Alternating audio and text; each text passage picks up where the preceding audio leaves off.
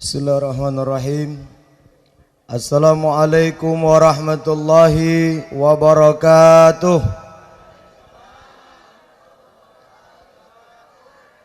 Alhamdulillahirabbil alamin. Wassalatu wassalamu ala asrafil anam sayyidina Muhammadin sayyidil awwalin wal akhirin wa khatamin nabiyyin wal mursalin wa rahmatullahi ta'ala lil alamin. Alhamdulillahilladzi ja'alal islama aqidah wa ja'alal qur'ana imama wa ja'ala Rasulullah sallallahu alaihi wasallam uswatun hasanah walil alamin rahmah wa ja'ala hazil walad min duriyatil iman wa duriyatil qawiyya amma ba'du. Ulama itu bernama Al-Alama Abu Abdullah Al-Bukhari Az-Zuhudi. Beliau hidup pada tahun 564 Hijrah. Dalam satu ungkapan autobiografi ulama salaf yang satu ini mengungkapkan satu ungkapan yang cukup menjadi panutan untuk kita pada abad modern ini. Kata beliau, la barakatil mujtamaiyati illa man kiramati ala man kiadatihi. Tidak bakal mulia orang yang tinggal di satu RT, kelurahan, kampung, kecamatan, kabupaten, provinsi, bahkan tinggal di satu negeri, kalaulah masyarakat mujtama mereka tidak menghargai para pemimpin di antara mereka. Maka tak berlebihan kalau kehormatan dan kemuliaan kita berikan setinggi-tingginya kepada petinggi desa Sumberjo, Kecamatan Megang Sakti, Bapak Kepala Desa, Bapak Sekdes, Ketua BPD, unsur pejabat pemerintah, kalaulah hadir Kepala Dinas, Kepala Bagian, Kepala Badan, Kepala Instansi, dan unsur pejabat pemerintah Kabupaten Musirawas yang dirahmati oleh Allah Subhanahu wa taala. Tak lengkap kalau ungkapan itu tak dilanjutkan. Ulama itu berkata, la barakatil ilma illa man kiramati ala man masaikhihi. Tidaklah kau dapat kemuliaan ilmu kalaulah engkau tidak menghargai guru-guru di antara kalian. Mungkin aku tak pernah belajar kitab kuning, tak pernah belajar Quran dengan mereka-mereka ini. Tapi apa kata ulama, orang yang usia dituakan, berjalan didulukan selangkah, duduk diterletakkan di depan, atau orang yang lebih tua daripada kita, mereka adalah guru-guru kita. Yang dimuliakan Allah, sesepuh senior kami, Kiai Al-Ustadz Mumtaha, selaku pembina Majelis Taklim Al-Mukarramah, dan beliau juga sebagai pembina TQN Kecamatan Megang Sakti Thariqah Qadariyah Naqsabandiyah. Yang dimuliakan Allah, Ustadz Nur Khalis, mudah-mudahan dengan duduk bersamping beliau mendapat Al-Mukarramah dari Sri Laya Haji Aba Anom. Mudah-mudahan dari dua thariqah ini menjadi satu bagian cahaya keberkahan di dalam acara Walimatul Khitan pada pagi hari ini. Para pegawai syara, alim ulama, pemuka agama, pemuka adat, para bini sepuh, para sesepuh, Bapak Haji, Ibu Haja yang duduk dalam majelis pengajian ini, mudah-mudahan Allah berikan naungan rahmat di sisi Allah Subhanahu wa taala. Terkhusus kepada sahibul hajat, keluarga kami Bapak Parjono atau Mbak Rizam, mudah-mudahan anak yang dikhitan atau cucu yang dikhitan ini menjadi bagian anak si buah hati, belahan jantung, pelanjut cerita, penerus sejarah, anak soleh yang mendoakan orang tuanya. Ibu-ibu, bapak-bapak, para jamaah yang dirahmati oleh Allah Subhanahu wa taala. Di peradaban modern ini, kalau suka tak suka, senang tak senang, sudah menjadi hukum dan sunatullah. Kalaulah kita hidup di pinggir sungai, maka kita tidak bisa melarang anak main ke sungai. Ibu-ibu, kalau kita tinggal di pinggir sungai, maka barang mustahil kita bisa melarang anak untuk main ke sungai. Karena walaupun kita larang mereka, mereka takut mungkin karena ada kita. Tapi ketika kita pergi, kita lalai, maka anak itu akan tetap turun ke sungai. Apa yang mesti kita lakukan ketika hidup di pinggir sungai? Kita tak bisa melarang mereka untuk turun ke sungai. Tapi yang bisa kita lakukan adalah mengajar anak itu berenang, agar mereka tidak terbawa arus hanyut air yang deras itu. Artinya apa? Peradaban modern hari ini Ustadz Mumtaha tak bisa kita tolak. Peradaban barat tak bisa kita tolak. Karena walaupun semakin kita tolak budaya barat, semakin masuk ke kampung gitu. 2020 ini, dari yang kecil sampai yang besar, tak kata yang tak megang HP selebar papan. Dari kecil sampai yang tua, tidak kata yang tak megang HP selebar papan ini. Anak kecil umur 3 tahun mereka sudah pandai main TikTok. Anak kecil umur 4 tahun dia sudah pandai bermain gadget. Seluruh HP ini tidak ada yang tidak pegang. Ini peradaban modern. Dari segala macam jenis merek HP, dari BlackBerry, Samsung sampai HP wong Jawa, Oppo. Oppo itu HP wong Jawa, Pak. Wong Jawa Barat nyiptanya itu. Nah, maka kalau kita ingin melihat HP ini tak bisa lepas dari tangan anak-anak kita. Peradaban pakaian tak bisa kita larang anak-anak. Tapi apa yang bisa kita buat di peradaban modern ini? Ajarkan anak itu kepalanya ilmu agama agar mereka tidak terbawa arus hanyut peradaban yang menyesatkan ini. Pakaian, ibu kuliahkan anak di Universitas Jambi, ibu kuliahkan anak di Universitas Sriwijaya, ibu kuliahkan anak di Jawa. Kamu pergi pagi pulang malam peras keringat banting tulang mencari uang mencari harta, kau kirim uang ke sana. Ketika anak menerima uang, kadang-kadang orang tua tak bisa melarang ketika anak membeli pakaian yang tidak menutup aurat. Hilang keringat yang perih itu. Sedih rasanya ketika anak mengumbar aurat mereka. Dan peradaban itu berada dan datang dari negeri kulon, dari negeri barat. Mereka akan menghancurkan kita bukan dengan membunuh kiai. Eropa itu ibu, Amerika Serikat, walaupun presiden sudah ganti, nak Donald Trump, nak Donald Bebek, nak Donald ET, apapun yang menjadi presiden Amerika, White House, tidak ada yang bisa masuk ke gedung putih illa Israel, kecuali orang-orang Israel. Israel Zionis, Zionis Yahudi. Maka ketika Quran menegaskan, walang tardo angkal Yahudu wan Nasara, tidak akan rela dan redo orang Yahudi kepada kita sebelum orang Islam ikut kepada agama mereka.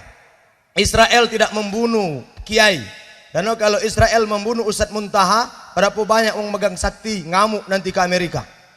Oh, Israel tidak mungkin membongkar masjid. Karena kalau dia membongkar masjid, berapa banyak yang akan diadapkan oleh orang-orang Israel. Tapi orang Israel, orang Yahudi, orang Barat akan merusak satu dari perilaku dan akhlak kepribadian anak-anak kita. Yang kedua, dia rusak dari pola, fashion, pakaian anak-anak kita. Maka kata orang Barat ngomongi betino, tahu ibu betino? Wedok. Tahu ibu wedok? Nah kamu itulah.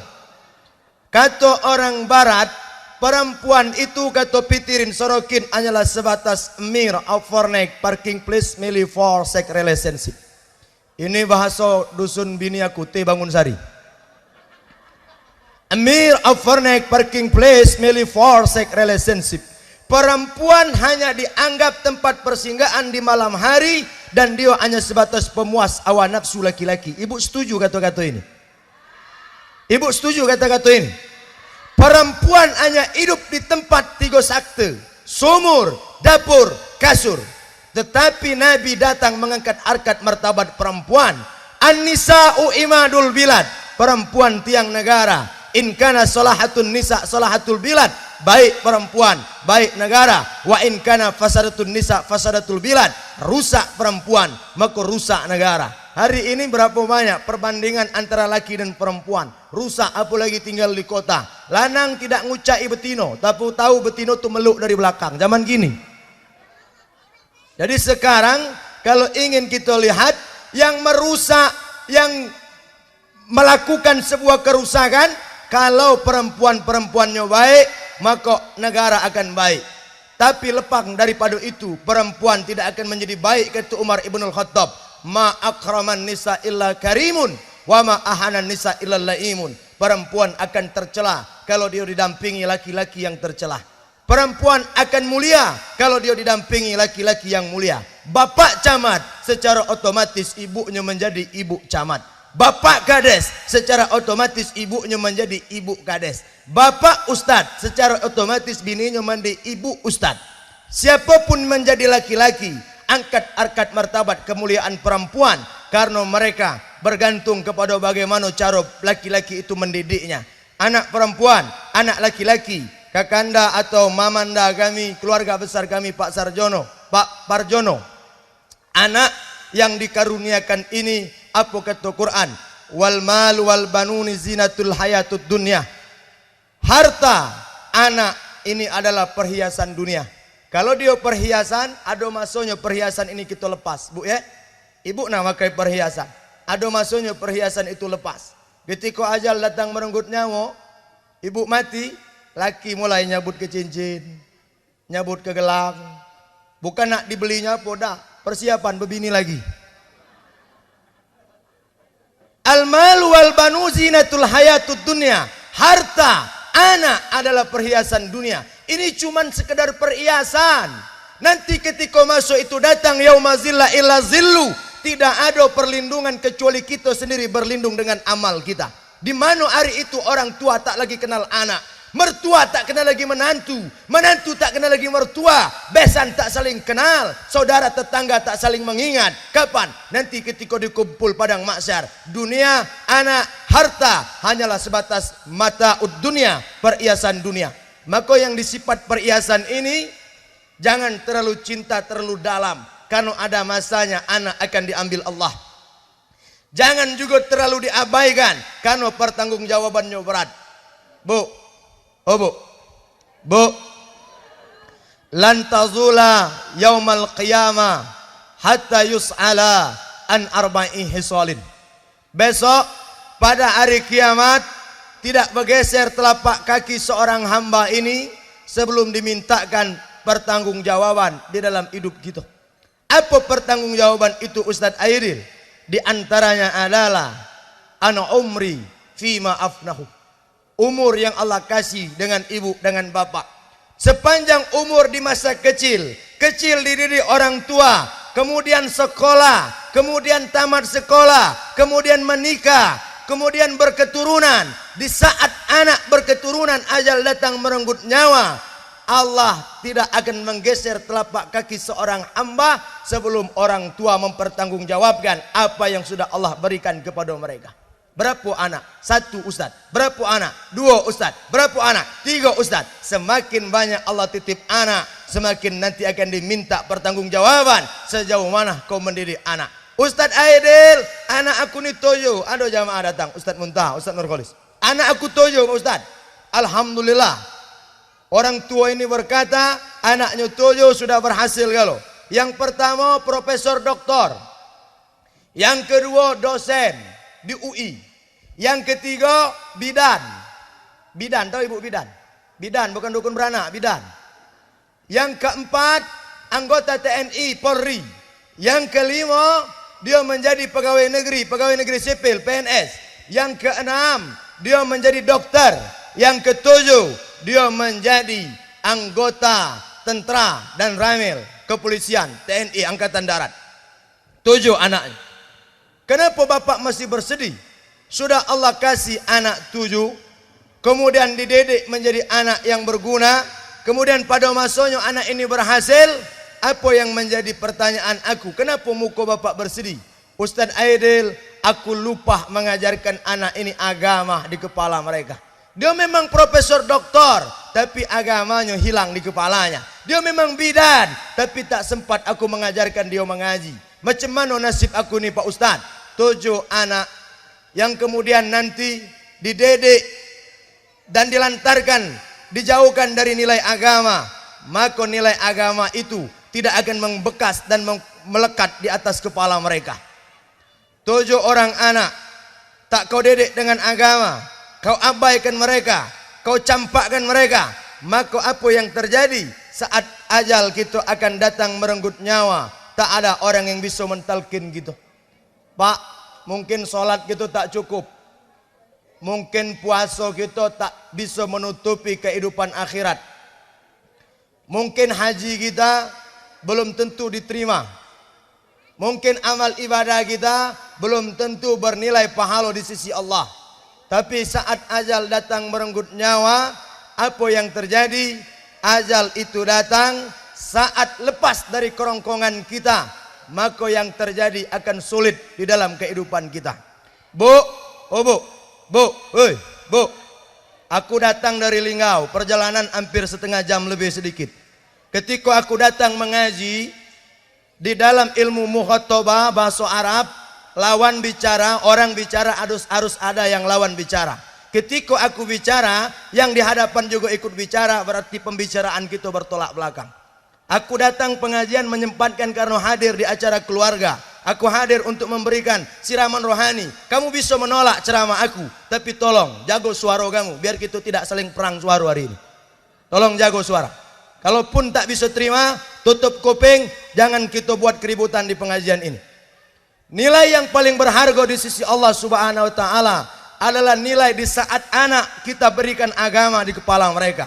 7 orang anak tapi tak ada agama, apa yang bisa kita lakukan? Kita ajarkan mereka etika, sementara orang tua kadang-kadang tak beretika. Kita ajarkan mereka adab, kadang orang tua tak beradab. Berapa banyak orang bisa memberi contoh, tapi sedikit orang yang bisa menjadi contoh. Orang memberi contoh mudah, lakukan ini, lakukan itu, tapi seberapa banyak orang yang bisa menjadi contoh. Karena Imam Al-Busairi Muhammad, bahwal basaru lakal basar, dia manusia tapi tidak macam manusia yang lain. Nabi kita Muhammad itu manusia tapi tidak macam kita. Nabi itu disegan bini, ditakut anak, dihormat musuh. Nabi disegan istri, ditakut anak, dihormati oleh musuh. Itu Nabi. Tapi gitu hebat makai tempat. Di kantor camat hebat dia di depan anak buahnya. Tapi belum tentu camat hebat di depan bini.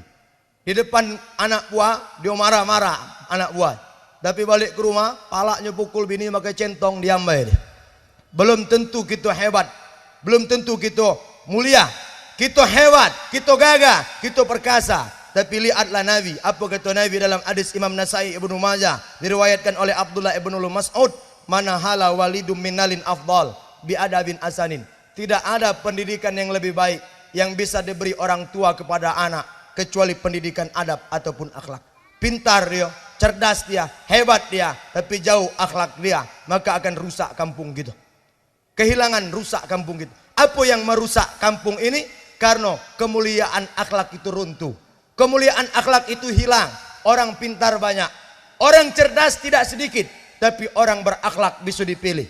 Orang pintar banyak, orang cerdas tak sedikit, tapi orang berakhlak susah kita memilih mereka. Kalau di kampung kami Ustaz Taha, kalau azan maghrib itu anak-anak dididik oleh orang tuanya, disuruh ngaji ke masjid. Allahu Akbar, Allahu Akbar. Azan maghrib datang, anaknya nonton TV, wong tua udah sunahku marah. Hei, kau dengar azan? Dengar, dengar Pak. Ambil peci, pergi kau ke masjid. Berlari anak ke masjid. Anaknya berlari, maknya nonton. Nah, ini dusun kami. Anaknya lari, maknya yang nonton. Mandala ala ghairu falahu ajrah. Kau mampu menunjukkan kebaikan, tapi belum tentu kau bisa menjadi contoh dari kebaikan itu. Namaku hari ini Pak Kanda Parjono, anak yang Allah titipkan ini adalah karunia.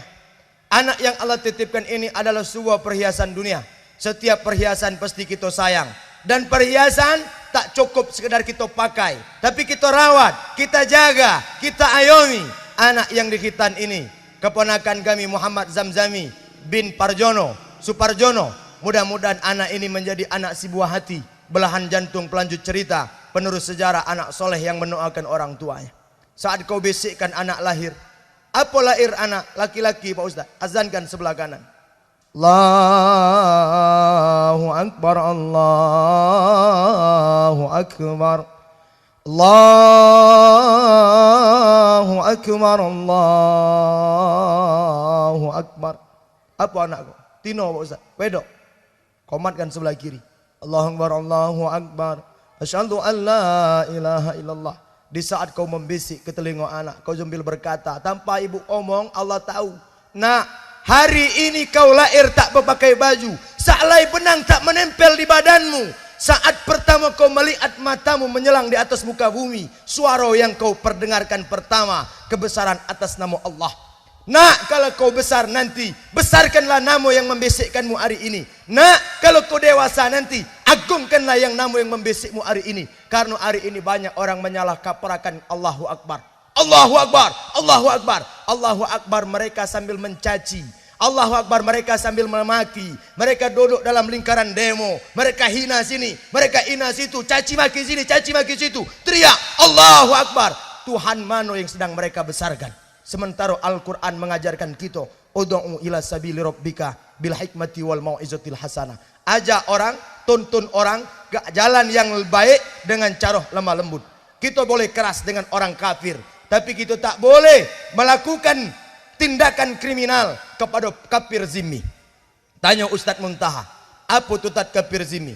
Kalau ada orang Kristen di Sumberjo, kalau ada orang Buddha di Sumberjo, kalau ada orang Bali di Sumberjo, satu dengan catatan, mereka tidak merusak tempat ibadah kita, mereka tidak mengganggu anak perempuan kita, mereka tidak melecehkan agama kita, mereka tidak menginjak Al-Quran kita, mereka tidak merusak ajaran agama kita. Mereka adalah kafir zimmi. Apa pengertian kafir zimmi? Orang non muslim yang wajib dilindungi kemuliaan dan kehormatan. Kita harus tahu mana musuh, mana lawan. Sekarang berapa banyak dengan pakaian jua, dengan surban, dengan lilitan yang hebat, mereka mencaci maki, lidah mereka kasar, tetapi dalam kasarnya dalam dakwah, ada orang yang mesti kita perangkan dalam dakwah, tapi ada orang yang mesti kita sampaikan secara lemah lembut. Maka kalimat Allahu Akbar kita bisikkan, nak, hari ini ku bisikkan ke telingamu dengan kalimat kebesaran Allah. Maka nanti nak, ketika aku akan datang menghadap Allah, anak ini juga yang bergantian membisik ke telinga kita. Bu ya, anak lahir kamu azankan, bapak azankan, anak lahir kamu ikomatkan. Nanti kamu bertanya dengan anak, nak, hari ini kau tak ngerti apa-apa, kita bisik ke telinga dia. Satu saat nanti anak harus membisikkan ke telinga kita. Kapan? Saat ajal datang merenggut nyawa. 7 anak tadi kalau tak mengerti agama, apa yang bisa dia talkinkan? Maknya lah nak mati, kerat-kerot narik napas nak mutus nyawa. Kerat-kerot. Nak mutus nyawa, 7 anak, 3 tegak sebelah kanan, 3 tegak sebelah kiri, 1 tegak di ujung kaki. Tak ada yang punya ekspresi mentalkinkan, bingung, mereka tak tahu nak ngapui. Maknya lah nak sekarat. Tak ngerti apa yang mesti dibuat. Ada anak yang dari ujung ni di videonya. Nah, laju mak aku, laju. Dimasuk ke Facebook. Bukan malah ditalkinkan, dia tak mengerti. Dia tak ngerti bagaimana caranya orang-orang mutus nyawa. Maka nanti ada masanya ibu ajarkan anak-anak ibu, nak, kalau seandainya nanti ajal datang merenggut nyawa ayah, maka kaulah nanti kalau ada di samping ayah, kau yang membisikkan kalimat talqin di telinga ayah. Apa kalimat itu Ustadz Aidil? La ilaha illallah. La ilaha illallah. Belajar sama Ustaz Taha. Mentalkinkan orang, jangan onyol. Tahu ibu onyol? Jangan, kalau diulang ucap, jangan diulang-ulang. Mentalkinkan cukup 1 orang. Jadi kalau ada orang tua kita nak mati, anaknya 5 ditegak di samping ranjang, cukup wakilkan 1 orang. Jangan geru. Nalkin itu jangan geru. Talkin itu harus tenang. Nak mutus nyawa orang tua, talkinkan, mak, la ilaha illallah. Tak galak dia, ulangi sekali lagi. La ilaha illallah. Terus sampai dia mau. Walaupun dia tak lebus ngucapnya, tidak lancar, terbata-bata. La ilaha illallah. Jadilah. Cukup sekali, maratan wahidah. Jangan diulang. Kenapa? Mutus nyawa itu berat. Kalau kamu ulang, berat dia. 1 kali dia mengucapkan itu, tetap di dalam hadis Nabi, barang siapa mengucapkan kalimat la ilaha illallah di akhir hayat, adakhulahu jannah, Allah masukkan orang itu ke dalam surga. Maka anak kita tadi bu, yang kita didik mereka, dia bisa misik ke kita. Kalau dia tidak ngerti, sibuk 5 ni nalkin galau, berebut. Ada yang lebih parah lagi, bukan rebut nalkin, rebut nunggunya mati. 3 kanan, 3 kiri, tegak si ke ujung kaki. Yang paling bahaya anak galak tegak ujung kaki itulah. Itulah yang nak harta bayi itu.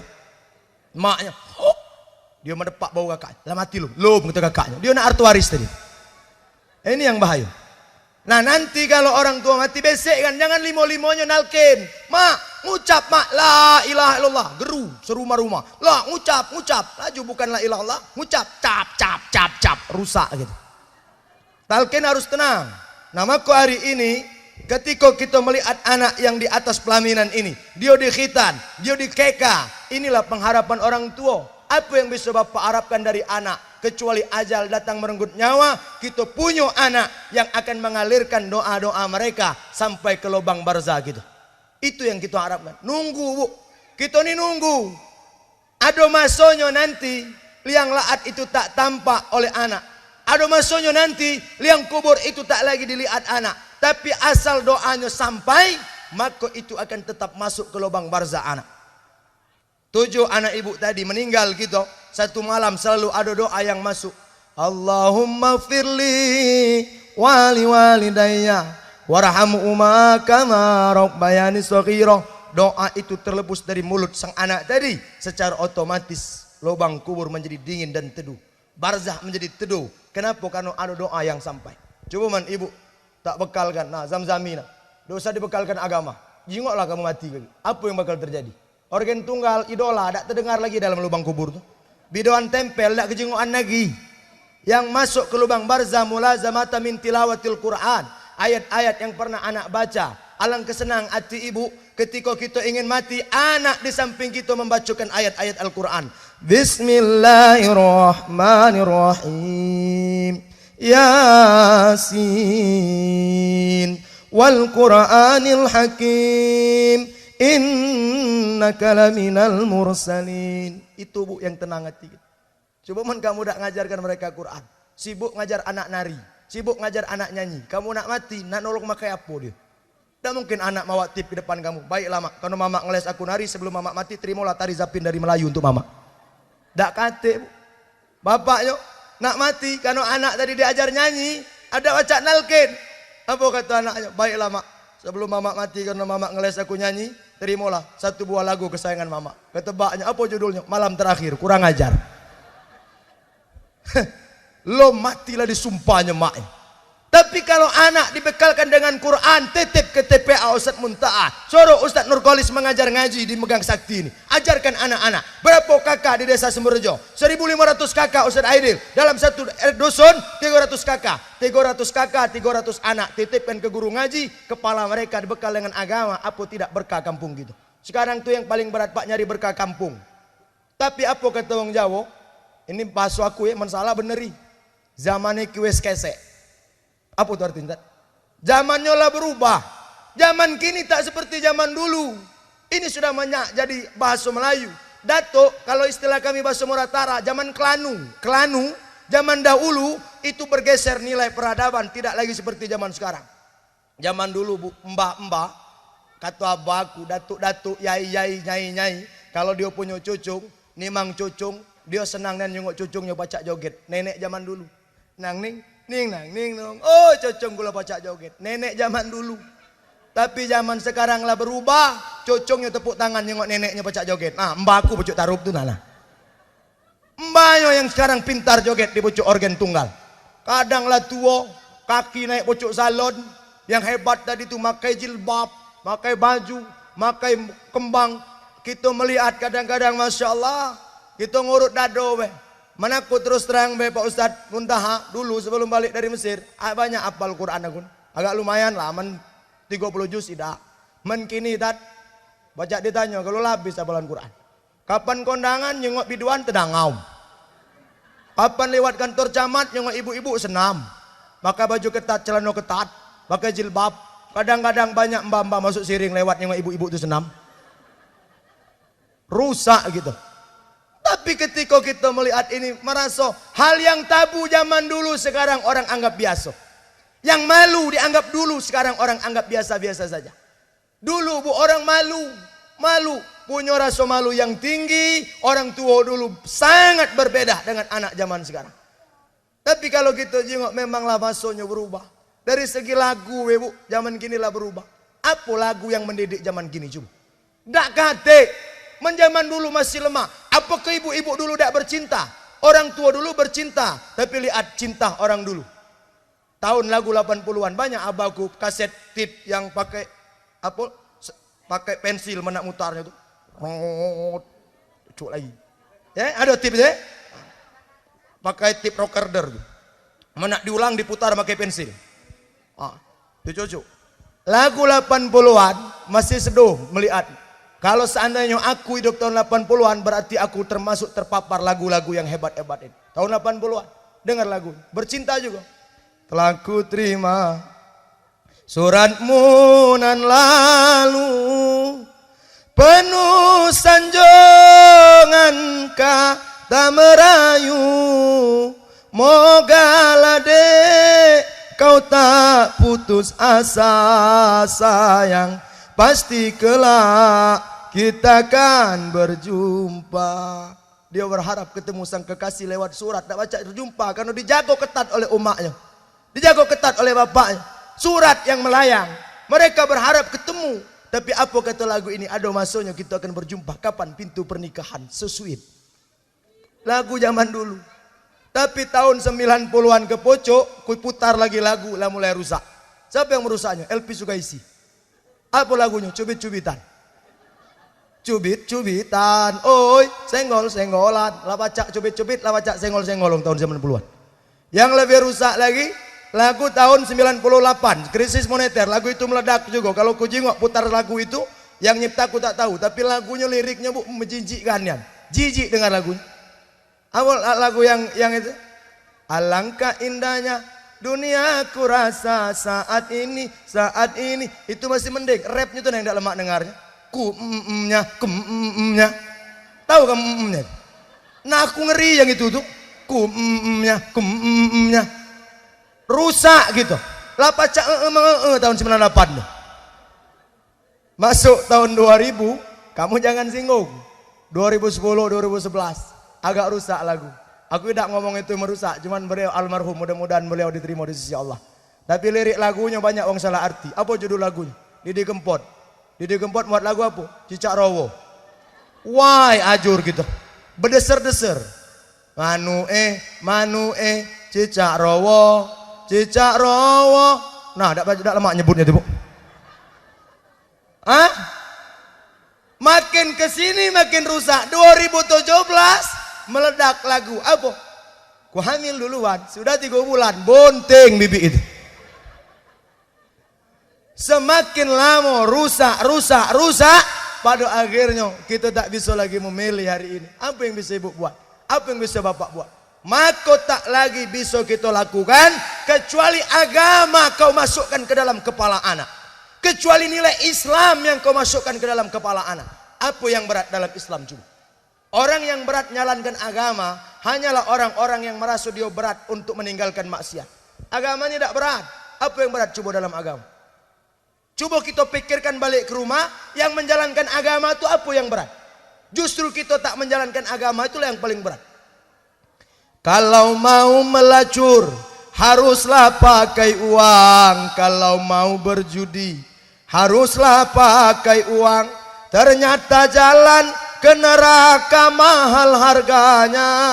Walau mahal harganya, banyak yang suka. Untuk bayar duit pelacur, tahu kamu pelacur tak? Apa bahasa kamu? Lonte. Nah, nak mayar pelacur yang lanang-lanang berzina, berapa duit kau gesekkan uang untuk membayar perempuan nakal itu?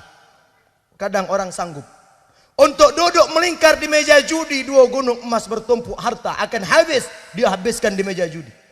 Dan itu mahal, orang sanggup membayar untuk membeli neraka. Agama apa yang mahal juga? Menunaikan sembahyang tidak perlu membayar naik haji, hanya bagi yang mampu. Ternyata jalan ke surga murah harganya.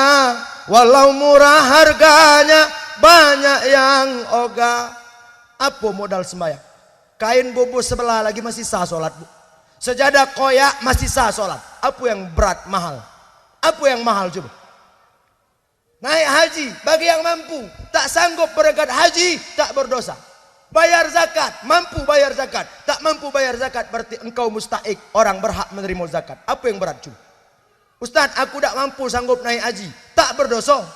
Kalau memang nak dapat pahala haji, bisa. Macam mana caranya? Ngantar orang berangkat haji. Apa namanya? Haji Harun.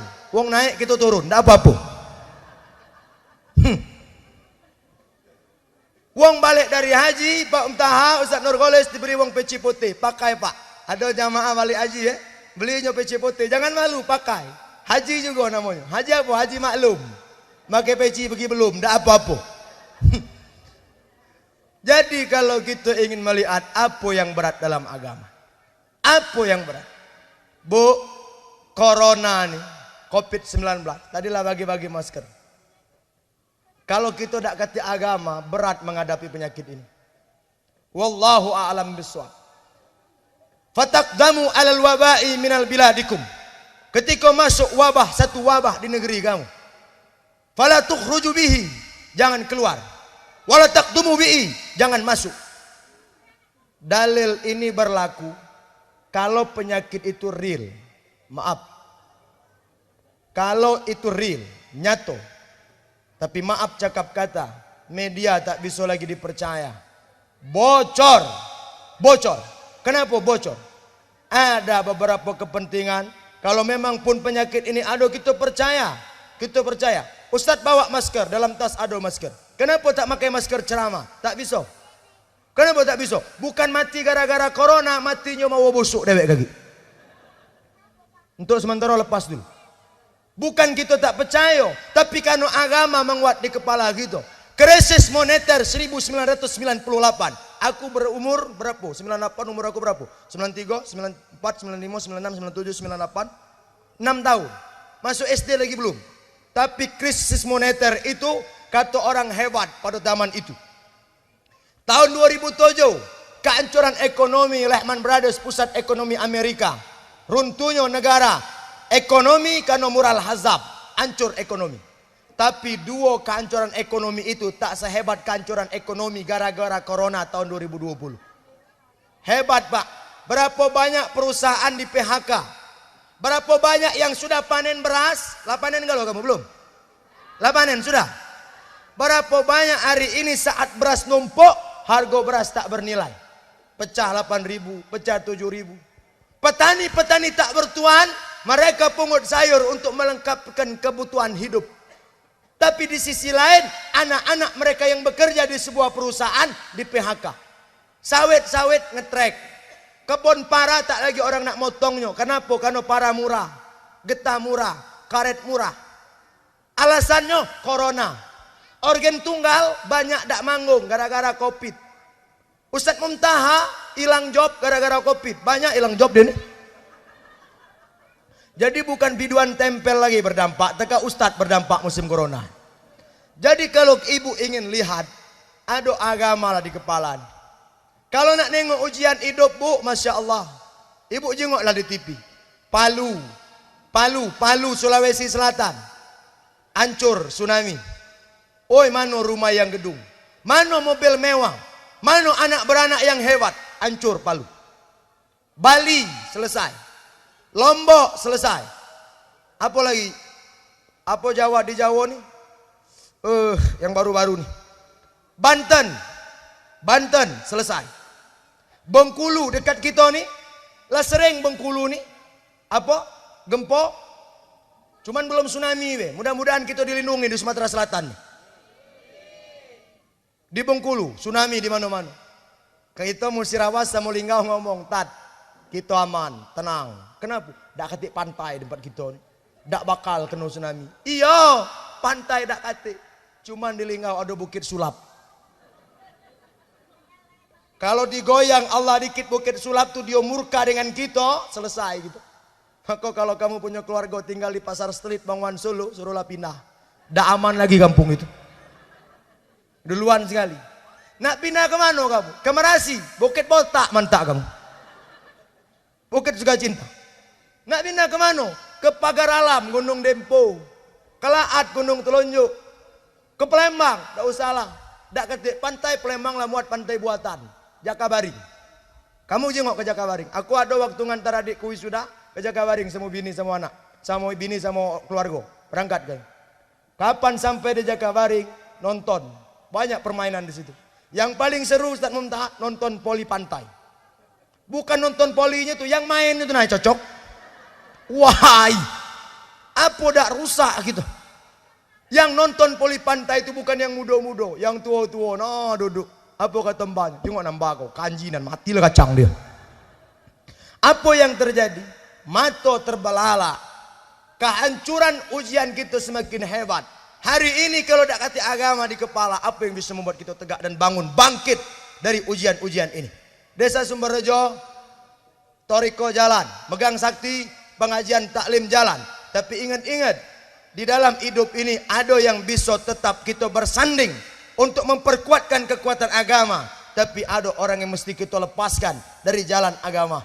Kenapa? Karena mereka beragama tapi seakan-akan tidak beragama. Mereka Islam tapi seakan-akan tidak Islam. Apa yang membuat kita beda dengan agama lain? Karena agama kita punya generasi yang melahirkan Islam terus menerus. Jadi kalau ada yang ngomong mengertikan hadis Nabi, sayati ala ummati zamanun la yabqa Islam ila ismu wala yabqa Quran ila rasmu. Akan datang satu masa nanti di tengah-tengah umatku, Islam ada tapi sekedar tinggal nama, Quran ada tapi sekedar tinggal tulisan. Jangan nak nunggu kaki, Pak. Sekarang bela mulai muncul. Islam itu ada, cuman seakan-akan tak berislam. Quran itu ada, cuman seakan-akan kita tidak punya pegangan pedoman hidup. Tahun ini tahun berapa tata? 2020. Jangan sampai agama Islam ini lepas di abad ibu. Saya ni anak, ibu ya, saya ni anak, ibu wong tua. Jangan sampai tahun 2020 kata orang Linggau, tahun 5.0. Modern, global, dan canggih. Jangan sampai Islam rusak di tangan ibu dan meninggalkan jejak jelek di hadapan Nabi Muhammad. Kamu ku katakan macam itu. Ibu dikaruniakan anak, bapak dikaruniakan anak, Pak Parjono dikaruniakan anak yang diokitan, Adinda Zamzami. Anak yang diokitan ini adalah generasi. Tapi ingat, jangan sampai generasi yang seterusnya akan rusak. Karena Islam ini dibawa ke Sumberjo, Islam ini dibawa di Megang Sakti, bukan dengan karpet merah, bunga bertabur di kanan kiri. Ibu pacak kenal Islam karena perjuangan para leluhur, para sesepuh kita membawa Islam dengan peras keringat darah mereka sumbangkan untuk kejayaan Islam di kampung kita. Siapa yang pertama kali muka desa Sumberjo? Siapa yang pertama kali datang ke Megang Sakti? Siapa yang pertama kali mengajarkan Islam ke tangan kamu? Generasi zuriat garis keturunan Nabi yang kemudian sampai kepada ulama. Ulama mengajarkan kepada umat. Maka ibu ngerti khitan, ibu ngerti keka, bapak ngerti kurban, bapak ngerti sholat. Kita mengerti ibadah karena ada orang yang meninggalkan jasa. Anak ibu, jangan sampai mereka cerita dengan anak mereka. Artinya cucung kamu. Anak kamu sekarang jangan sampai nanti dia cerita dengan cocong kamu. Nak, dulu di Sumberjo nih nak, di sini ada masjid. Di sinilah nak. Dia cerita dengan anak. 2060 kaki. Cocong kamu, cecet kamu. Dulu nak di Sumberjo ini ada masjid. Inilah besar dan masjid. Tapi pada waktu itu masjidnya detik lagi. Mana mak pak masjidnya? Dulu nak. Dulu nih. Zaman bagau. Sekarang mana? Tak tahu nak. Masjid sudah berubah menjadi tempat bermaksiat, lumbung judi, minuman keras. Kenapa? Tak ada lagi orang meneruskan Ustadz Muntaha, tak ada lagi orang meneruskan Ustadz Nurholis, karena kosong otak mereka dengan agama. Kita lalai mengajarkan anak dengan agama. Ibu bapak meninggalkan sejarah jelek di hadapan Nabi Muhammad SAW. Jangan main-main. Islam ini tidak main-main sampai ke tangan ibu. Nabi, siapa Nabi itu sampai nangis? Coba. Nabi punya anak laki-laki satu orang. Baca dalam seriwayat Nabi, Nabi tubuh anaknya dak katik lanang. Lahir anak lanang mati. Siapa nama anaknya? Ibrahim. Dia berharap Ibrahim ini yang akan meneruskan risalah dakwanya. Tapi Allah bercerita lain. Ibrahim meninggal usia 17 bulan. Ibrahim meninggal usia 17 bulan. Pupus hati Nabi, berderai air mata hatta basala min lihyatihi. Sampai basah janggut Nabi. Nabi pernah mati anak, menangis sampai janggutnya basah. Dan di janggut Nabi tak lebih dari 3 helai uban. Pak ya maaf. Di rambut Nabi itu tak lebih 3 helai uban. Buka dalam kitab Samail, Nabi itu rambutnya putih pacak dihitung. Cuman 2 atau 3, tak lebih. Itu rambut Nabi. Jenggotnya basah. Jadi kalau ada orang bermimpi, aku ketemu Nabi malam tadi dalam mimpi. Cak mana? Jenggotnya putih, rambutnya putih, yakin bukan Nabi, Blaze tuh. Nabi tak ada uban, cuma 3 helai. Buka dalam kitab Samail. Basah jenggotnya. Kira-kira air mata tu masa jenggot bu, deras tak Nabi tu nangis air mata. Jenggot Nabi lebat, basah jenggotnya, deras tak air mata Nabi. Apa kata sahabat? Aman tardo ya Rasulullah. Apa kau tak redo anakmu mati ya Rasulullah? Kata Nabi, aku redo. Walakin min wasala lihyati'i. Sampai basah jangkutku kata Nabi. manal ba'dal ummati. Siapa yang akan meneruskan risalah dakwah ini kalau aku tak punya anak laki-laki ini dan meninggal dunia? Tapi Allah bercerita lain. Ibrahim boleh meninggal, tapi Nabi dikaruniakan seorang putri yang hebat dari keturunannya dengan Siti Khadijah. Siapa nama anaknya? Fatimah Az-Zahra. Fatimah Az-Zahra anak Nabi dengan Siti Khadijah. Saat Nabi meninggal, Fatimah sudah menikah dengan Sayyidina Ali dan sudah punya cucung. Siapa nama cucungnya? Hasan dan Husain. Jengok Bu, perhatikan ini baik-baik tentang anak. Kenapa ku bilang Islam ini jangan sampai putus di tangan kamu? Karena perjuangan Islam ini sampai ke Sumberjo, bukan yang main-main. Bukan yang main-main. Nabi meninggal, Fatimah 3 bulan setelah itu meninggal. Ketika Fatimah meninggal, Fatimah sudah mendidik Islam kepala anaknya. Siapa nama anaknya? Hasan dan Husain. Husain meninggal menjadi kepala dipenggal di lapangan dibuat bola oleh orang-orang Yahudi, yang kemudian kepala Husain dibawa ke negeri namanya Mesir, dikuburkan di sebelah Masjid Azhar, Jamiatul Azhar yang dibangun di masa Abbasiyah. Kemudian masjid itu menjadi Masjid Sayyidina Al-Husain di Mesir sekarang kuburan. Kepala Husain dikuburkan di situ. Husain dari garis keturunan tak disebut di dalam silsilah Husaini. Kemudian di dalam garis keturunan Hasan. Hasan meninggal, tapi Hasan sudah meninggalkan Islam ke kepala anaknya. Siapa nama anaknya? Imam Ali Zainal Abidin. Imam Ali Zainal Abidin mati, tapi Islam diteruskan oleh anaknya. Siapa nama anaknya? Imam Muhammad Al-Baqir. Imam Muhammad Al-Baqir meninggal, Islam diteruskan oleh anaknya. Siapa nama anaknya? Ja'far Shodiq. Maka kalau kita mendengar Thariqah Ja'fariyah yang menyebar ke bumi Arab sampai ke Yaman, sampai ke Sudan, sampai ke Suriah, keturunan Ja'fariyah, Ja'far, generasi kelima dari garis keturunan Nabi Muhammad SAW. Ja'far meninggal, tapi dia sudah meninggalkan Islam di kepala anaknya. Siapa nama anak Ja'far Al-Shodiq? Imam Isa Arumi. Isa Arumi meninggal, dia sudah meninggalkan Islam kepada anaknya. Siapa nama anaknya? Ahmad, generasi ke-7 dari garis keturunan Nabi. Ahmad dari kota Madinah pindah ke satu negeri bernama Yaman, maka namanya menjadi Ahmad Al-Muhajir, cucu Nabi ke-7. Ahmad Al-Muhajir pindah menjadi namanya Ahmad Al-Muhajir, menikah dengan orang Yaman, kemudian beranak pinak. Ahmad Al-Muhajir meninggal, dia tetap meninggalkan Islam ke kepala anaknya. Siapa nama anak Ahmad Al-Muhajir? Itulah dia Muhammad Sahibul Awal, atau yang kita kenal dengan Alawi Al-Awwal. Alawi Al-Awwal mati, dia tinggalkan Islam kepada anaknya Muhammad Sahibus Saumiyah. Muhammad Sahibus Saumiyah meninggal, dia tinggalkan Islam kepada anaknya Alawi Asani, generasi ke-10 dari garis keturunan Nabi. Alawi Asani meninggal, dia tinggalkan Islam ke kepala anaknya. Siapa nama anaknya? Muhammad Sahib Mirbad, generasi ke-11 dari garis keturunan Nabi. Muhammad Sahib Mirbad, dia tinggalkan Islam kepada anaknya. Siapa nama anaknya? Alawi Amil Faqih. Alawi Amil Faqih, generasi ke-12 mati, Islam diteruskan oleh anaknya. Siapa nama anak Alawi Amil Faqih? Itulah dia Abdul Malik. Abdul Malik, generasi ke-13, tinggal di Yaman, kemudian pindah ke satu negeri bernama Samarkand, Uzbekistan. Kemudian namanya menjadi Abdul Malik Al-Muhajir. Menikah, kemudian punya anak. Siapa nama anak Abdul Malik Al-Muhajir? Dialah bernama Ahmad Jalaluddin Khan.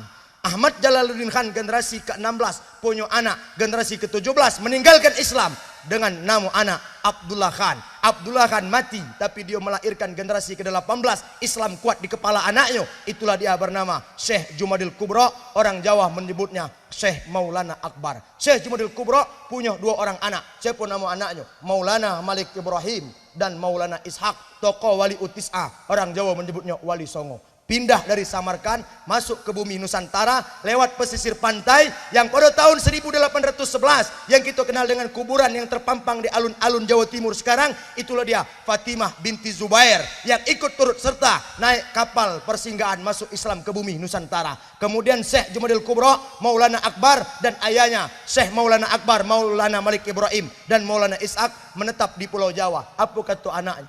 Kata bapaknya Syekh Jumadil Kubra, "Nah, kalau kita cuma tinggal di pulau ini, bagaimana nasib Islam di tempat lain? Maka untuk kejayaan Islam, kita berpisah nak. Kau anakku Maulana Malik Ibrahim, kau pergi ke negara Campak. kau Islamkan Vietnam Selatan, maka kau Islam dikenal di Kamboja, Malaysia, Filipina, Singapura, Thailand. Dan kau anakku Maulana Ishak, kau pergi ke negara Campak, kau pergi ke negara Samudra Pasai, kau Islamkan Samudra Pasai, maka muncul kerajaan-kerajaan kejawen di bumi Jawa yang kita kenal dengan kerajaan Pejajaran, yang kita kenal dengan kerajaan Majapahit, dan kerajaan itu berdampak ke bumi Sumatera, Delhi, Sumatera Utara, kerajaan Belangkat, kerajaan Batang Ari 9 bumi Kerinci, termasuk kerajaan Sriwijaya yang punya pengaruh dari Pulau Jawa masuk ke Indonesia. Transmigrasi, masuknya orang Jawa masuk ke bumi Sumatera karena kepadatan penduduk di Pulau Jawa. Masuk, yang kita sebut dengan transmigran. Transmigrasi, masuk ke Pulau Sumatera, menyebar. Akhirnya membawa pengaruh Islam dari Pulau Jawa. Islam ini menyebar ke bumi Sumatera.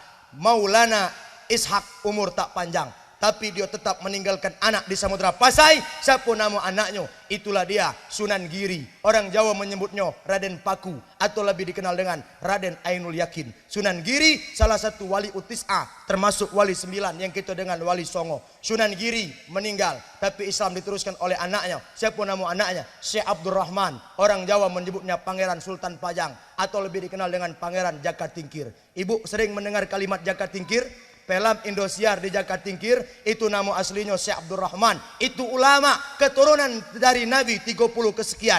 Turunan Nabi, dia bernama Syekh Abdurrahman, Pangeran Sultan Pajang, atau lebih dikenal dengan Pangeran Jaka Tingkir. Jaka Tingkir itu ulama Islam. Jaka Tingkir mak lampir aling dharma bukan. Syekh Abdurrahman Pangeran Sultan Pajang Jaka Tingkir meninggal, tapi Islam diteruskan oleh anaknya. Siapa nama anaknya? Syekh Abdul Halim. Orang Jawa menyebutnya Pangeran Benawa. Kemudian Syekh Abdul Halim meninggal, dia punya anak Syekh Abdul Rahman. Orang Jawa menyebutnya Pangeran Samhud Baghdad. Syekh Abdul Rahman generasi ke-32 dari garis keturunan Nabi, punya anak, itulah dia Syekh Abu Sarwah. Abu Sarwah punya anak, itulah dia bernama Asy'ari. Asy'ari tinggal di Jombang, Jawa Timur. Jombang, ada orang Jawa Timur sekarang. Di Megang Sakti ada orang Jawa Timur. Syekh Asy'ari, anak dari Syekh Abu Sarwah, menetap di Jombang, Jawa Timur. Pada tahun 1875 dia melahirkan anak, itulah dia bernama Hasyim Asy'ari.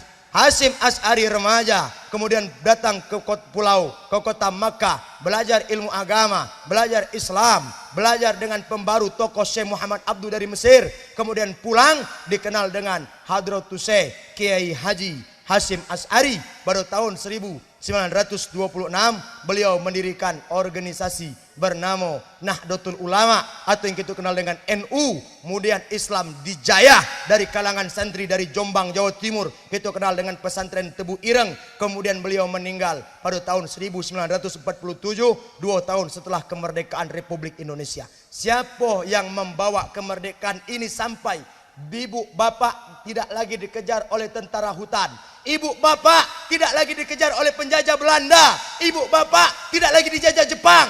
Yang menyelamatkan itu adalah ulama, kiai keturunan Nabi Hasyim Asy'ari, yang kita kenal dengan ulama terkemuka kita, pendiri Nahdlatul Ulama NU. Kalau ada orang NU di sini, jangan main-main memegang Islam. Hasyim Asy'ari bukan orang sembarangan, dia membawa kejayaan Islam itu tidak main-main. Ustaz Aidil, kami di Sumberjo ini bukan cuma NU, kami ada orang Muhammadiyah, yang Muhammadiyah juga pun ikut berjasa. Jangan bertengkar, NU dan Muhammadiyah jangan bertengkar. NU pakai kunut mantap, Muhammadiyah tak pakai kunut, jangan ribut. Yang penting berdua-dua sholat subuh, yang penting berdua-dua datang ke masjid. Jangan sampai ribut gara-gara doa kunut. Ngapa tuh masjid ribut? Gara-gara kunut. Dak lemak dengar. Muhammadiyah hebat, NU hebat.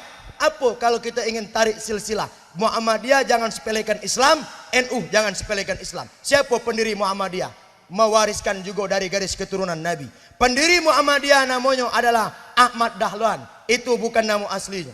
Nama asli Ahmad Dahlan adalah Muhammad Darwis. Beliau lahir di Yogyakarta pada tahun 1868. Kemudian beliau sekolah juga sama seperti Hasyim Asy'ari. Pulang dari Mekah, beliau mendapat nama baru.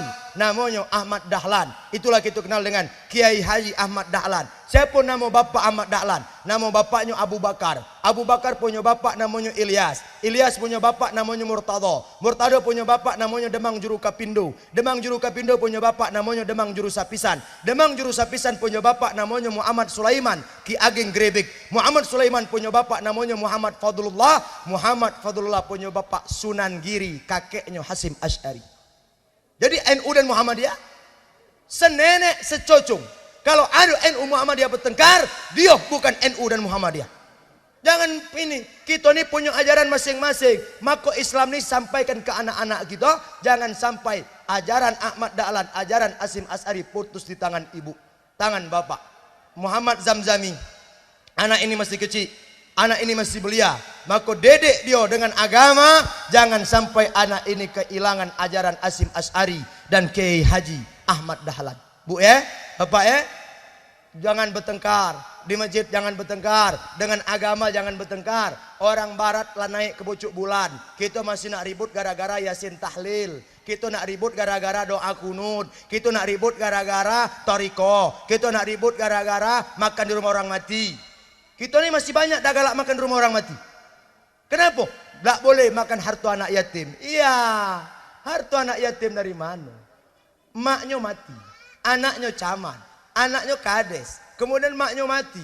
Dia ajak kamu datang ke rumah, makan di rumah orang anak yatim? Tidak. Baca hadis Nabi. Apa kata sahabat? Ya Rasulullah, umi matat, makku mati. Fasadaqku alaiha ya Rasulullah. Boleh tak ku sedekah untuk umatku yang sudah mati? Kata Nabi, sedekahlah. Sedekahlah. Sampai ke sedekahku ini, wasalla alaiha, kata Nabi, sampai. Ya Rasulullah, ma'afdhalu minas sodako. Apa yang mesti ku sedekahkan? Aku tak punya harta, aku tak punya apa-apa. Apa kata Nabi? Afdhalu sodako zaukah min sarabal ma'. Sebaik-baik sedekah, kau panggil orang, kau beli dia air segelas air putih, hilang aus dahaga, segelas air putih sampai ke lubang kubur emak gitu.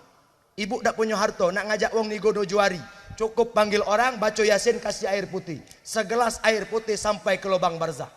Coba makan harta anak yatim dari mana? Mampu aja orang makan, segelas air putih lagi sampai, tambah lagi dengan pecel lele, tambah lagi sambal calo, tambah lagi gulai pindang, lebih sampai lagi. Apalagi pas ustaz nak balik dibungkus, nah lebih sampai lagi itu. Jadi kalau kita nak melihat apa yang tak sampai, coba. Jadi kita jangan mudah bertengkar. Ustaz, aku dekat ibu itu malas sholat. Ngapa? Aku bencinan sholat dekat dia itu mentahiyat, telonyoknya dilentik-lentik macam ini. At-tahiyatul barakatus sholawat. Apa sholat model itu?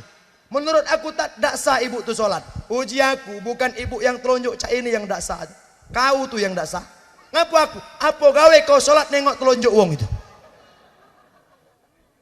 Kita ni mudah mencari kesalahan orang, tapi kita lupa dengan kesalahan diri kita sendiri. Bapak ibu para jamaah yang dirahmati oleh Allah Subhanahu wa taala, Ustaz Muntaha, Ustaz Nurkhalis, maka dari penyampaian yang singkat ini, pesan singkat saya kepada Kakanda Pak Parjono dan mbah kami, cucu ini adalah cucu ambahan dambaan hati. Semua orang menyati dan menyayangi setiap anak keturunan yang Allah titipkan dengan mereka. Jago anak ini, perhiasan ini dijago. Jangan sampai Allah kasih baik-baik, tapi saat Allah ambil, anak ini rusak. Bu ya, kamu tadi kesini naik motor ya, ada yang naik mobil. Kamu titip mobil dan motor di parkiran, yaudah, ada yang jago parkir dia. Nah pas kamu nitip motor sama mobil motor kamu bagus. Nah pas kamu ambil, knalpotnya patah, spionnya pecah, kaconya retak. Nah kira-kira kamu marah tak dengan yang jago parkiran tadi? Marah tak? Marah. Bagaimana dengan Allah? Allah titip anak.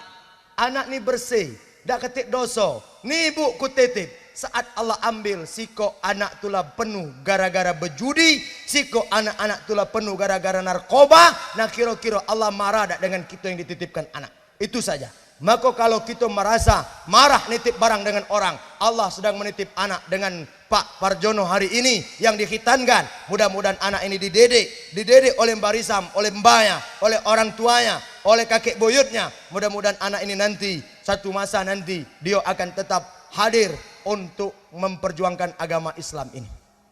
Harapan aku tak tahu Ustaz Muntaha, Pak Nurkhalis, kaki 60 tahun ke depan, di saat wong dak katik lagi, anak beliau Pak Parjono ni Zamzami nilpun aku, 60 tahun ke depan. Misalnya dak, udah tahu Ustadz Muntaha masih ada apa tidak? Misalnya begini dak, ditelepon, Ustadz Aidil, ini ponaan atau adik kamu, siapa nih? Zamzami. Ini yang Ustadz waktu ceramah, waktu aku khitan 60 tahun yang lalu. Mungkin aku lah tua. Entah, bapaknya mungkin masih ada, kalau belum ada. Saat dia nelpon, apa yang ingin dia pinta dengan aku? Tat, tolong datang ke rumah aku karena aku ingin memberangkatkan orang tua aku haji. Aku ingin memberangkat orang tua aku haji. Artinya orang tuanya mendidik hari ini sukses mendidik anak. Sampai mereka kepada tapak tilas kesuksesan, mereka antarkan orang tua mereka sampai ke depan pintu Ka'bah. Tidak ada keinginan anak ingin mengantar orang tuanya sampai ke depan pintu Ka'bah. Tidak keinginan orang anak yang berhasil, tidak sukses anak itu. Tidak kaya dia. Aku tak akan katakan diri ini kaya kalau kita belum menggandeng orang tua masuk ke depan pintu Ka'bah, sama-sama paling tidak haji, sepaling tidak sampai ke haji, minimal umroh. Itulah kesenangan. Saat kau tak mampu, kau pandang wajah ibu dan ayahmu, kau sama seperti memandang Ka'bah. Kau ambil tangannya, kau sama seperti mencium Hajar Aswad. Kau ketuk pintu rumahnya, kau sama mengetuk pintu Masjidil Haram. Ibu-ibu yang belum sempat berangkat haji, yang belum sempat berangkat umroh, ketuk pintu orang tuamu, kau akan mengetuk pintu Masjidil Haram. Kau pandang wajah mereka, kau sama seperti memandang Ka'bah. Kau ambil tangannya, kau sama seperti mencium Hajar Aswad. Ibu hari ini punya anak, anak juga punya anak, tapi ibu juga punya orang tua. Anak akan memperlakukan ibu bagaimana ibu memperlakukan orang tua. Hukum karma pasti berlaku. Kita pengen punya anak soleh, tapi kita tidak menjadi anak yang soleh. Aku punya anak, sementara aku punya ibu. Aku berharap anak aku taat dengan aku, sementara aku sendiri tak taat dengan orang tua. Anak tidak akan taat dengan aku karena aku sendiri menjadi anak tidak benar, menjadi sebagai bapaknya anak yang tak benar, durhaka kepada orang tua. Maka ridho Allah pertama, di bawah ridho Allah kedua. Ridho Allahu fi ridhol walidain wa sakhtullahu fi sakhtil walidain. Ridho Allah terletak pada ridho orang tua dan murka Allah terletak pada murka orang tua. Zamzami, jangan kau murkakan ayahmu, jangan kau murkakan ibumu. Ibumu mengandungmu 9 bulan 10 hari. Melahirkanmu peras keringat banting tulang, nyawa taruhan melahirkan. 9 bulan 10 hari bukan waktu yang sebentar. Hamil itu berat. Cobalah nak coba, mana aku belum pernah, alhamdulillah. 9 bulan 10 hari mengandung. Toleh ke kanan sakit, toleh ke kiri sakit, tengkurup takut perut tu meletup. Kemana-mana perut tu dibawa. Mana ada orang bunting 6 bulan nak nyuci piring, perut taruh dulu pucuk meja, tak pernah. Nyuci piring dibawa, saat dia melahir bertaruh nyawa, bersimbah darah. Kau beri dia rumah gedong, kau tidak akan sanggup membalas jasa orang tua melahirkan. Maka Zamzami, jangan kau kurang ajar dengan mak bapakmu. Jangan kau kurang ajar dengan mak bapakmu. Kalau kau ingin dapat hoki kata orang tua, cuci kaki orang tuamu. Maksudnya bukan ngambil ember dicuci, bukan. Artinya bakti dengan dia. Orang Cina, bu, kenapa dia berduit-duit? Rukonya besar-besar, tinggi-tinggi. Kita ni lebih maju dari Cina. Cina punya ruko, nah kita numpang emper di depan ruko Cina. Memang lebih maju, tapi hidup kita melarat. Cina mengamalkan ajaran kita. Setiap pulang, Cina itu punya ikan koi. Ikan koi 9. Itu hoki Cina, 9 ikan koi. Di kolam aku tidak lebih 9. Mencino B9 hoki, apalagi 14 ikan-ikan. Cino ketika pulang melihat ikan koi, manggil orang tua, dia cucikan kakinya. Kenapa? Orang Cina ingin ngambil hoki dari orang tua. Artinya bakti mak bapak ini ada di ajaran Islam, tapi Cina yang jalankan. Maka Cina berduit-duit, kecuali Cina kebon. Kalau Cina asli berduit, tapi kalau Cina kebon, wallahu alam. Maka kita hari ini cari berkah orang tua. Zamzami terutama yang di Khitan ini, mana budaknya tadi? Hilang bucu ini. Dia yang diceramah, dia yang kabur. Ayo, jangan kabur Zamzami, kau tuh baru dem besunan. Lagi lepas pula itu. Maka hari ini Zamzami, nanti jangan kau murkakan dengan orang tuamu, dan mudah-mudahan kau menjadi anak yang berbakti kepada kedua orang tua. Amin ya rabbal alamin. Ustaz Mumtaz, Ustaz Nurkholis, bapak-bapak yang lain, mungkin itulah yang bisa aku sampaikan. Aku naik ceramah tadi lebih dulu, sekitar jam 9:30. Sekarang sudah jam 11 kurang 5 menit, artinya hampir 1 jam aku ceramah duduk di sini. Maka mudah-mudahan apa yang aku sampaikan mendapat manfaat. Apa yang lebih tolong dikurang, apa yang kurang tolong ditambah. Mulut aku lebih dekat dengan kuping aku. Apa yang metu dari mulut ni ku ceramah ke diriku dewek, bukan ceramah ke bapak ibu. Perlu ku sampaikan di Sumberjo, rasa-rasanya aku masuk kedua apa pertama nih Ustaz? Sumberjo, pertama ya. Waktu pengajian Al-Mukarramah Sumberjo bukan? Ya, susun 1 ya. taruhlah masuk kedua di Semberjo. Perlu saya sampaikan, kalau yang belum kenal, nama aku Aidil Fitrisa Musa LC. Aku balik dari Kairo 2016 bulan 7, kemudian menikah dengan cucu Nyembari Samini pada tanggal 20 Desember 2017. Kemudian kami sama-sama, Ustaz Muntaha dulu pernah aku sampaikan, di 2017 sedang merintis pondok pesantren. Merintis pondok pesantren dari 2017, kemudian dalam pola pembangunan. Pembangunan itu seadonya selesai pada tahun 2019. 2019 aku buka pesantren itu dengan nama Pesantren Misro Arafah. Jalan Sahase RT 01 Kelurahan Tababingin, Kecamatan Lubuk Linggau Selatan 2 di Linggau. Misro Arafah membuka 2 lembaga madrasah. Madrasah Sanawiyah setingkat SMP dan Madrasah Aliyah setingkat SMA. Aku tak ingin ceramah saja karena ceramah ini ada masuk. Kini umur 26 masuk 27 tahun Ustaz Muntaha. Jadi kalau pas Ustaz berputu tadi, nyengok aku muda tak mudi, memang usia aku jauh lebih muda dari Ustaz Taha. Ustaz Taha 44, aku 26 masuk 27 bulan Juni nanti, 27 tahun.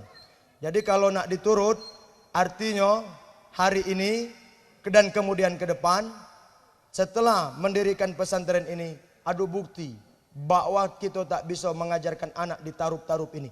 Didiklah anak di lembaga agama. Tak mesti masuk pesantren aku. Pesantren di Linggau bu ada 14 yang resmi, termasuk pesantren kita. Paling muda, paling buncit, anak bungsu. Nomor 14, ada 14 pesantren. Paling bungsu, paling muda pula pimpinan. Catatan Porpes Sumsel, pimpinan termuda di Sumatera Selatan, Ustaz Aidil, umur 26 masuk 27 tahun. Rata-rata pimpinan pondok ini 30 itulah jarang, 40 paling enggak. Cuman aku tak galak dipanggil kiai. Karena kiai itu berat, minimal dia berbini 2, itu kiai, aku tak galak. Cukup ustad bela. Tengok bini kalau senyum-senyum. Bahaya centong mantap balak boleh. Kalau ustad dia cukup bini sikok, kalau kiai baru berbini 2. Nyoko aku cukup ustad ya. Jadi setelah mendirikan pondok itu, aku harap ada yang masuk. 2019 kami menerima santri hampir 60 sekian orang. Dan tahun kedua juga hampir 60-an sekian, hampir 70-an. Ada 130 atau 140 sekarang. Kelas 1, kelas 2. Kelas 3 belum ada, baru tahun kedua. Nah aku harap, tidak promosi nih bu. Ada 14 pondok di Linggau, masukkan. Tidak usah mesti pondok aku. Pokoknya yang penting anak kamu sekolah pesantren. 14 pondok, terserah. Tapi kalau baca pondok aku, ngerti kan kamu maksud aku nih kan? Ayo, dan itu baik. Mudah-mudahan kamu paham dan didiklah anak di jalan agama. Begang Sakti ada pondok. Ada pesantren senior kami, sahabat kami Ustadz Makin Munir, Ustadz Munir Fatoni. Di Dangku juga ada Ustadz Kiai Romli, Ustadz Kiai Romli, dan juga di arah ngarah ke sana, ngarah ke Lubuk Tapah, masuk ke dalam di SP4 sebelum Petran Jaya. Itu juga ada pesantren, aku lupa apa nama pesantren beliau itu. Kiai gitu juga dari Kiai NU. Nah mudah-mudahan ibu didikkan anak ke pesantren. Selepas mereka tamat pondok terserah. Nak jadi apa terserah. Yang penting paling tak ada bekal agama di kepala mereka. Mudah-mudahan ini bisa diterima, ada manfaat. Tanpa nian sedai muda, apalagi dari Sumatera, kitalah semua harapan bangsa, akhlak dan moral harus dijaga. Kuntilanak indah tawanya, terbahak-bahak tercebur telaga. Aku Aidil Musa, pamit undur diri di hadapan anda. Insya Allah kita akan berjumpa pada episode-episode selanjutnya. Ila liqa' ma'assalama, astaghfirullahaladzim wa antum bi khair. Wassalamualaikum warahmatullahi wabarakatuh.